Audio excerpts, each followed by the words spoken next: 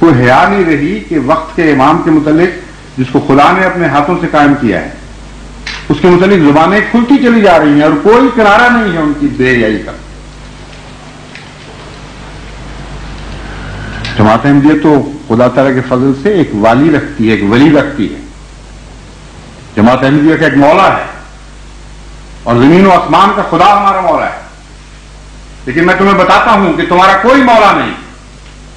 خدا کی قسم، جب ہمارا مولا ہماری مدد کو آئے گا تو کوئی تمہاری مدد نہیں کر سکے گا. خدا کی تقدیر جب تمہیں ٹکڑے ٹکڑے کرے گی تو تمہارے نام و نشان مٹا دیے جائیں گے اور ہمیشہ دنیا تمہیں ذلت اور رسوائی کے ساتھ یاد کرے گی. اور ہمیشہ دنیا تمہیں ذلت اور رسوائی کے ساتھ یاد کرے گی. اور ہمیشہ دنیا تمہیں ذلت اور رسوائی کے ساتھ یاد کرے گی. یہ 11 سالہ جو دور تھا جنرل ضیاء کا، اس نے پاکستان کو 1100 سال پیچھے ڈال دیا ہے. یہ بات آپ کو شاید شاعری اور مبالغہ لگے، لیکن یہ میں دیانتداری سے سمجھتا ہوں. یعنی آپ لٹرلی یہ سمجھتے ہیں کہ 1100 سال پیچھے چلے گا؟ 1100 سال اس ملک کی بیڑیوں میں ایسے وٹے ڈال گیا وہ آدمی، ایسے کانٹے بیج گیا ہے کہ یہ قوم لہو لہان ہو گئی ہے. وہ غاصب اور ڈکٹیٹر تو تھا ہی، یوزرپر تو تھا ہی، اس پہ تو کوئی بحث ہو ہی نہیں سکتی. اس بندے کا سب سے بڑا جرم اور گناہ یہ تھا کہ اس نے اس معاشرے میں احسان فراموشی، محسن کشی، منافقت، ڈبل سٹینڈرڈز اور سب سے بڑھ کے یہ کہ دکھاوے کی سطحی مذہبیت کو فروغ دیا.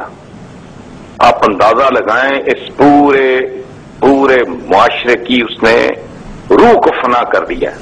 آیات پڑھ کے، قرآنی آیات پڑھ کے 90 دن میں الیکشن کا وعدہ کرنے کے بعد مکر جانے والا شخص جب اسلامائزیشن کی بات کرے گا تو کس قسم کی اسلامائزیشن مرز وجود میں آئے گی؟ یہ مجاہدین سے لے کے نام نہاد جہادوں تک، اور یہ ہیروئن اور یہ جرائم پیشہ اور یہ خاص طرح کے ملا کی پرورش اور اس کو پیدا کرنا، یہ اتنے بھیانک جرائم ہیں. 1100 سال اس کے اثرات نہیں ختم ہوں گے. اور ہمیشہ دنیا تمہیں ذلت اور رسوائی کے ساتھ یاد کرے گی.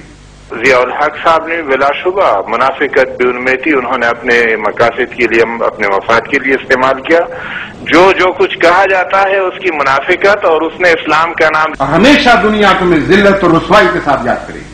ان کے دور میں جو 10-11 سالہ 12 سالہ دور تھا، اس نے ملک کو بہت ہی پیچھے دھکیل دیا ان کو. اچھا. اور اس کے اثرات آج تک قوم جو ہے وہ بھگت رہی ہے، اور مختلف شکلوں میں، اور میرا خیال ہے کہ پتہ نہیں کب تک بھگتی رہے گی. اور ہمیشہ دنیا تمہیں ذلت اور رسوائی کے ساتھ یاد کرے گی. جنرل ضیاء الحق نے پاکستان کی سیاسی تاریخ کے اپنے بدترین دور کے دوران فوج کے حق حکمرانی کو اپنی ذات کے محور میں سمیٹتے ہوئے آخری مسیحا کے طور پر پورے پاکستانی معاشرے کو مذہبی انتہا پسندی کے گڑھے میں دھکیلنے کی کوشش کی. جنرل ضیاء الحق نے بالعموم پوری قوم اور بالخصوص پاک فوج کو ایمان، تقوی اور جہاد فی سبیل اللہ جیسی مذہبی جنونیت میں مبتلا کر دیا.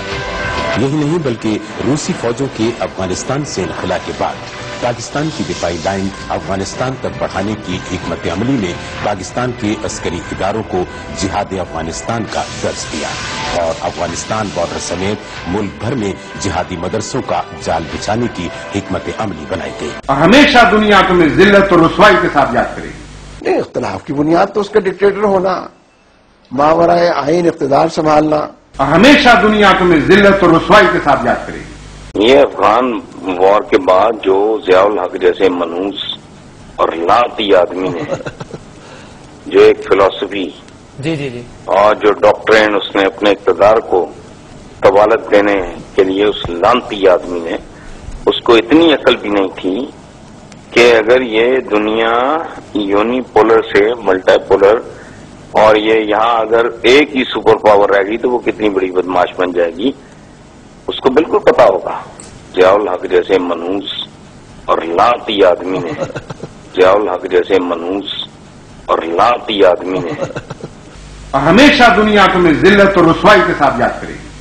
اور حضرت مسیح موعود علیہ الصلوۃ والسلام، عاشق محمد مصطفیٰ صلی اللہ علیہ وسلم کا نام ہمیشہ روز بروز زیادہ سے زیادہ عزت اور محبت اور عشق کے ساتھ یاد کیا جایا کرے.